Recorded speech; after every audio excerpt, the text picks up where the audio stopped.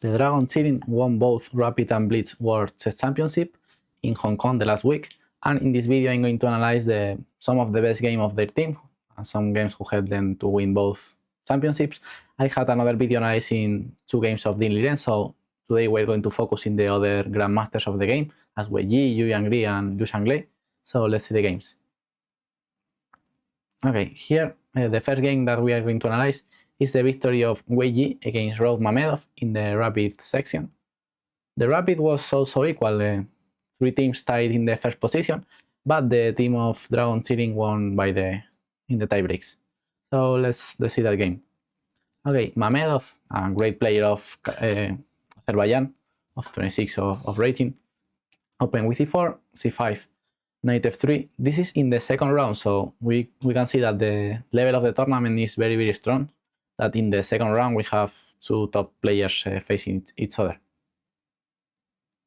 1 second, I haven't the board. 1 second. Fuck. Shit. Window. Dingliren. Okay, now Rogue Mamedov against weiyi. I have the game. I'm going to flip the board to have weiyi in our side. Okay, Mamedov with e4, c5, knight f3, d6, knight c3, knight f6, and here white of course can transpose to a normal Sicilian, but Mamedov came with the idea of e5. I faced this idea sometimes in the past, and okay, it's playable. Pawn takes, knight e5, and now a6, good move. You are avoiding bishop b5. This is one of the ideas of the move. That the principal idea of a6 is avoid bishop b5. And okay, one day black can push with b5. And here white have many options. Mamedov goes for queen e2, which is playable. Bishop e2 is another possibility. Here we should attack the knight. Against all the moves of white, we should attack the d5 knight, who is unstable in the center. For example, if d4 e6, bishop f4, bishop d6, bishop g3, knight d7, this could be a normal line if white goes with bishop e2. If he plays a4, just avoiding b5, we can make the same, queen c7, attacking the knight.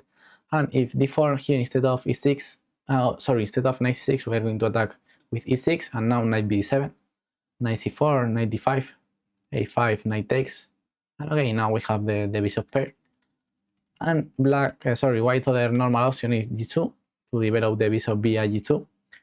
And okay, now we are going to attack the knight as well, but now with queen d6, queen e2 and knight c6, takes. We force white to play rook g1, now bishop g4, and this endgame, we can go back with the queen, but this endgame is very pleasant for black. So queen g2 is the move chosen by Mamedov, knight fd7 by weiyi, queen c7 is the main move, knight fd7 is a novelty, but it's fine too. Knight c4, here okay, you can return, but e6 play by weiyi, fine. Knight e4, knight c6, and Mamedov goes to take the bishop pair and not allow black to go or castle. And here knight f5 was stronger, but after knight e4 looks like white is making good the things, because black have no bishop pair and have no castle. But the c5 pawn and now the f5 pawn are going to give to black a huge control of all the central squares, and black have more pawns in the center, white have no development, and this king is going to be very safe. So black position is very pleasant now. Now with f5 we control all the center. White can break with d4, white have no the pawn on e2, the queen is bad placed here, the bishop can be developed. White to develop the pieces will go so fast, first with c3 avoiding d4, knight d4, later with d3, later developing this bishop. White development is going to be very slow, and black have all the control of the center. So here black is better despite doesn't have the option of go sword castle or have the bishop pair. King f7 trying to make an artificial sword castle, c3, and now he played rook f8 just to go sword castle. d5 or knight f6 are another options, but okay, rook f8 is fine. g3, again knight f6 was playable, but king g8 is fine, sacrificing the e6 pawn. Instead of take the pawn, f4 was stronger, avoiding e5. By the way, Mamedov take the pawn, king h8, queen d6, and we are seeing that weiyi is playing a very active way. Just he sacrificed a pawn, he beat the bishop pair, but with these 2 pawns and his more development, he have a great counterplay for the pawn. Knight d5, and like I say, weiyi was playing a great game till here, and finally Mamedov made a mistake. Here he should play with bishop e2, just giving this pawn and losing a tempo, but okay, after bishop e3, he can more or less develop his pieces. Instead of that, he played bishop e3, just blundering a piece, because after knight g6 and f4, black just win a piece and win the game. So huge blunder of Mamedov, who just give weiyi the game, but weiyi is putting a huge pressure into the white side, and deserved victory of weiyi because he played in a very active way, very creative, just giving the bishop pair, cashing the king artificially with king e7, king f7, rook f8, king g8. So very active game of weiyi, who after this piece blunder of Mamedov, he reached of course a completely winning position with an extra piece. Later he take a rook, now he have an extra rook, and he, after trade some pieces, he won the game so easy. So great game of weiyi. And yes, the Dragon Chilling take the victory in the Rapid, tied in the tiebreaks with the team of Erigaisi and the team of Ilusa, the examine of the team MGD1 or something like that. So after the 3 days of the Rapid, which is a Swiss format, later we had the blitz. Sorry, 1 second. Okay, and in the blitz, the format was different. First, they play a Swiss tournament in the first day and a round of 16, and for the last day of the event, they play quarterfinals, semifinals, and the grand final. So in the quarterfinals, they face an international team who plays a Wonder Liang and many other international players, and the match was so equal. But this game of lushanglei against a Wonder Liang decide the match. So let's see that game. Lushanglei goes with the black pieces, e4, c5, knight c3, knight c6.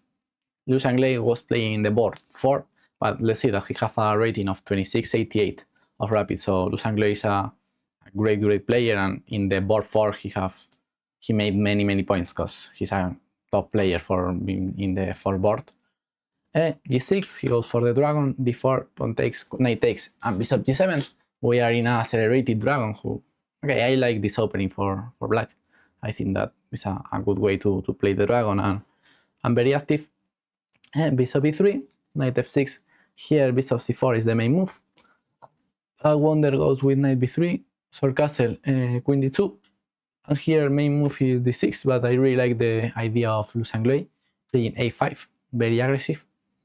a4, of course, if not, black is playing a4, so why should stop that? And now black earning the square of b4. It's true that white have the square of b5 too, but we're going to see that black is going to use the b4 square in his favor. And now d5, very aggressive move by black. Pawn, long castle here was the best move for white.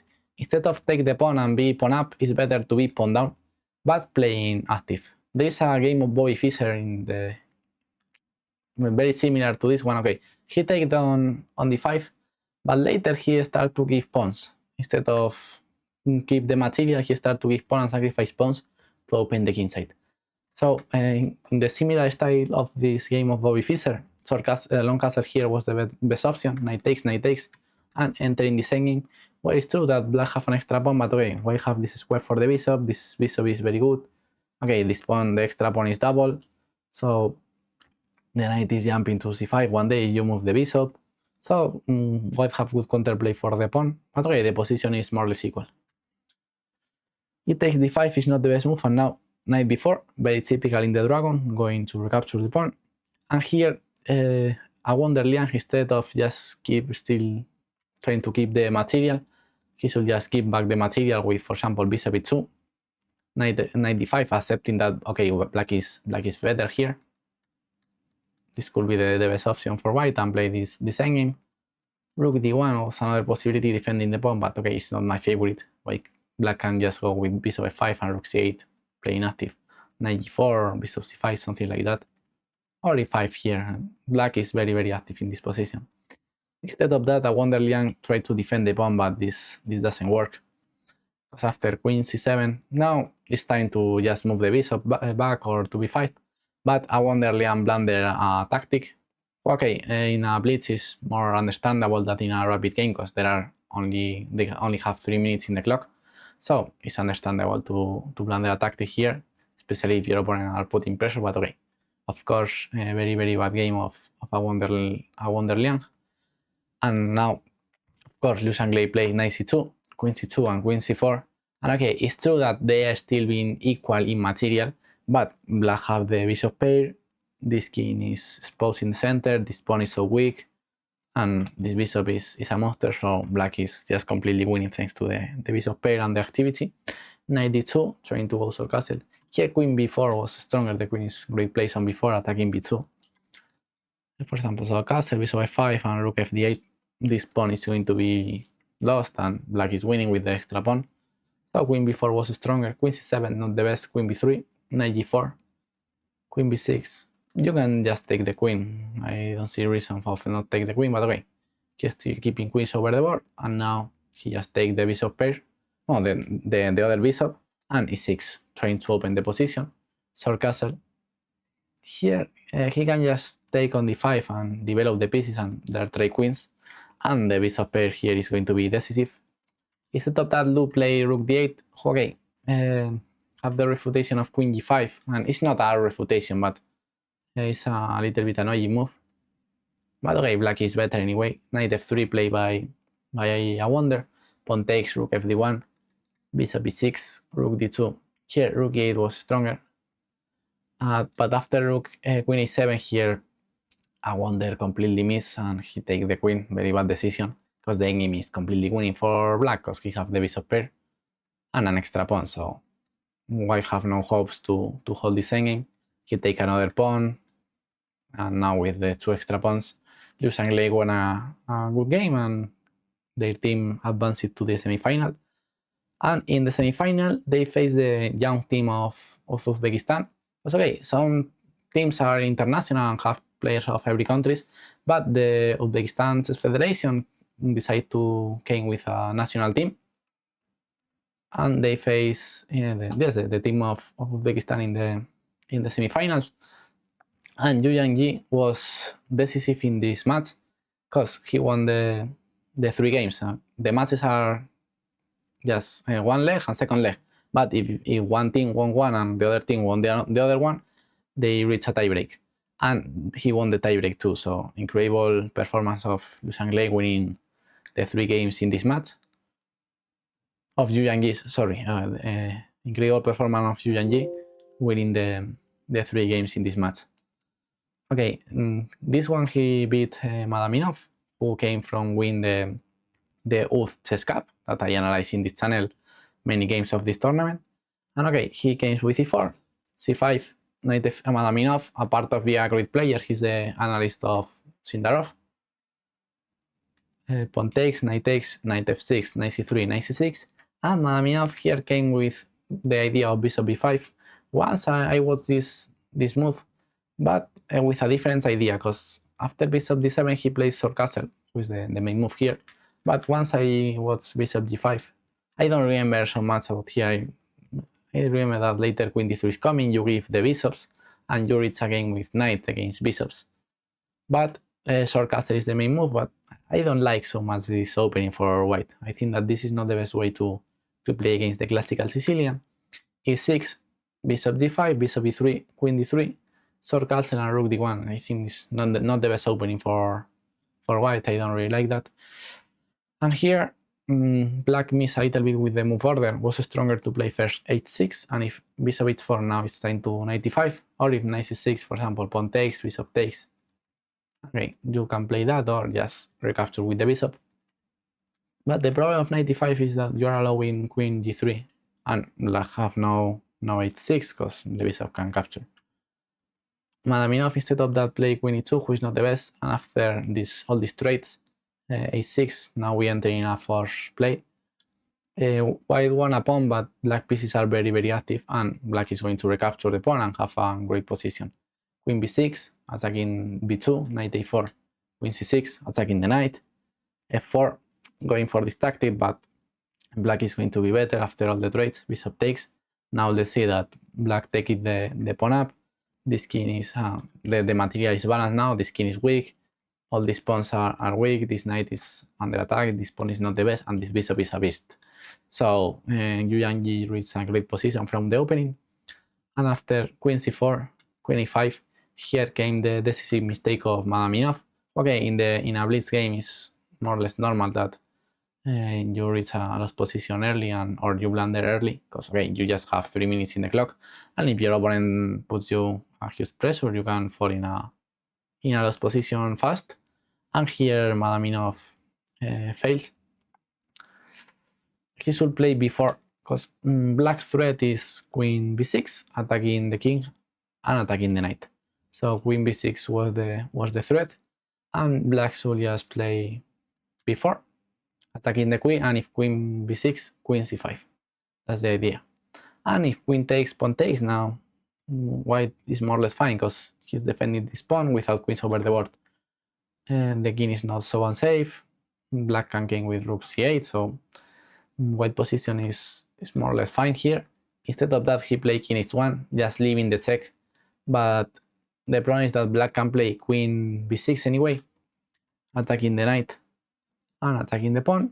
And after queen b3, just queen c7.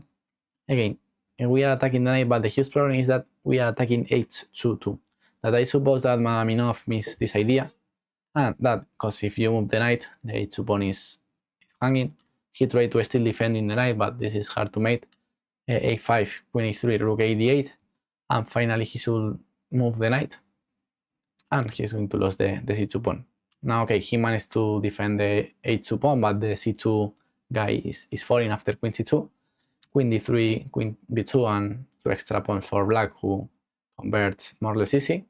So, thanks to the 3 victories of Yuyangyi against the team of Uzbekistan, and the 2 victories of Yu Yanjun, the team of dingliren, the Dragon Chilling, the China team, advanced to the final, where they beat the team of Hans Niemann, the Endgame IA 5-1, 5-1 in both matches. So I'm going to put this image again. I'm going to put my face smaller. The team of China won both Rapid and Blitz team championships, so congratulations to them. In this video, yes, I made this video to share games of another players of the team, because I make another video analyzing 2 games of dingliren, one in the last round of the Rapid and another one in the final of the Blitz tournament. So, but they are not the only guy of the team, of course. The rest of players are very, very hard. And I wanted to make this video just to show the strengths of weiyi, lushanglei, and yuyangyi. The girls made a good performance too, and the last board, the 6th board, this guy with the glasses make well, the majority of them have glasses, but wait, this guy made a great performance too in the last board. So yes, congratulations to the team Dragon City, and let's see the next tournament. In 2 months or in 3 months, we are going to have the Olympiad, where always China have a great team there. So let's see what happens. Bye bye.